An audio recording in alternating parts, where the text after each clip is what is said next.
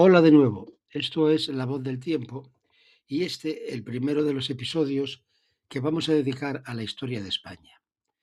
Vivimos tiempos en los que esa historia parece rinconada, especialmente en la enseñanza. Hemos interiorizado la leyenda negra, de la que hablaremos otro día, y ponemos en duda la existencia de eso que llamamos España. Es decir, que ponemos en duda a España como nación.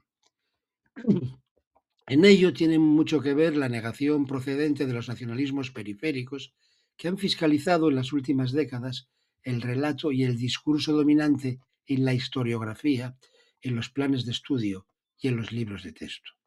Es por tanto necesario empezar por ahí, por la naturaleza y rasgos de lo que llamamos España. En relación con ello, cuando hace décadas preparaba yo las oposiciones para la cátedra de instituto, cuando aún se podía acceder a la misma por oposición libre, uno de los epígrafes del temario era más o menos, pues cito de memoria, dos visiones de la historia de España, Américo Castro y Sánchez Albornoz. Ya casi no se alude, salvo en foros muy concretos, a estas dos concepciones de la historia española. Es más, tal vez si las mencionásemos a bastantes profesores de secundaria, es posible que pusieran cara de póker o no acertaran a decir mucho sobre las mismas, ni sobre los historiadores que las sostuvieron. La polémica entre Américo Castro y Claudio Sánchez Albornoz sobre la esencia de España y su historia fue uno de los debates de carácter historiográfico e intelectual más relevante del siglo XX. Ambos historiadores, exiliados tras la Guerra Civil, representaron posturas opuestas sobre el origen y la identidad de lo español. Américo Castro sostenía que la identidad española se habría formado a partir de la convivencia conflictiva entre cristianos, musulmanes y judíos durante la Edad Media, y destacó la influencia de la cultura de Al-Ándalus como elemento constitutivo de lo español. Por otro lado, Sánchez Albornoz defendía que la esencia de España ya estaba definida desde los pueblos prerromanos, reforzada por los romanos y visigodos, y que España era fundamentalmente cristiana y occidental, además de europea.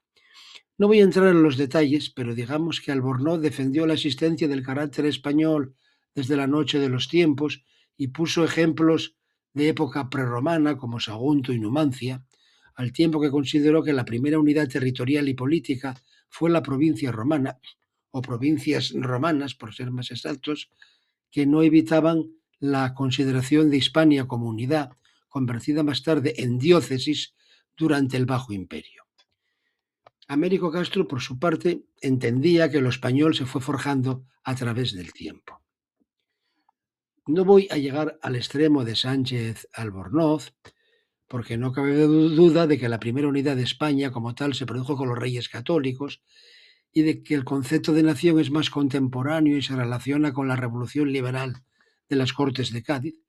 Pero hoy los nacionalistas periféricos parecen tener la misma visión que Albornoz, pero aplicada a sus naciones, que existirían según ellos desde siempre como fruto de una cultura ancestral. Y eso mismo se lo niegan a la nación española, que no debe existir para que existan las suyas propias.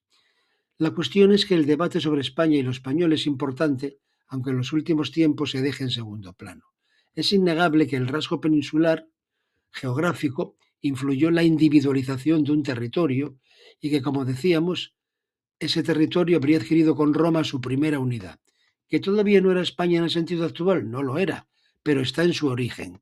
Ni Castro ni Albornoz, como vemos, niegan la existencia de España, sino que discrepan sobre su origen y naturaleza. Volveremos sobre todo ello.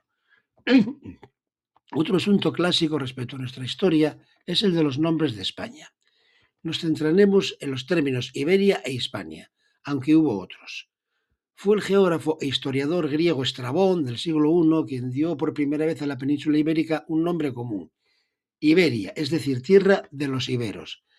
Se identificó con el río Ebro. Según Estrabón, la palabra Iberia tiene su origen en el nombre del río Iber o Iberus, que podría ser el Ebro, aunque el historiador Antonio García y Bellido, que se basó en un texto escrito por el poeta latino Rufo Festo Avieno, La Hora Marítima, del siglo IV, y basada tal vez en fuentes del siglo VI a.C., pues bien, García y Bellido planteó la posibilidad de que se refiriese a un río de la actual provincia de Huelva. En cuanto al nombre Hispania, aparece por primera vez hacia principios del siglo II a.C. y fue el nombre con el que los romanos designaron al conjunto de la península ibérica como término alternativo al nombre Iberia, que fue el preferido por los autores griegos para referirse al mismo espacio. Sin embargo, el término Hispania no es de raíz latina, lo que ha llevado a la formulación de varias teorías sobre su origen, algunas de ellas muy controvertidas. Una etimología clásica atribuye un origen fenicio al término, que vendría a significar tierra o isla de conejos. Los romanos, por tanto, le habrían dado a Hispania el significado de tierra abundante en conejos, un uso recogido por Cicerón, César, Plinio el Viejo, Catón, Tito el Livio y en particular Cátulo, que se refiere a Hispania como península cuniculosa, o sea, abundante en conejos. Sin embargo, la teoría más aceptada en la actualidad sugiere que se puede traducir como tierra donde se forjan metales, ya que en fenicio la raíz de la palabra significa batir metales. Por tanto, el nombre tendría su origen en las minas, especialmente las de oro, de la península ibérica. Ahí lo dejo por recordar cuestiones que no suelen ser tratadas.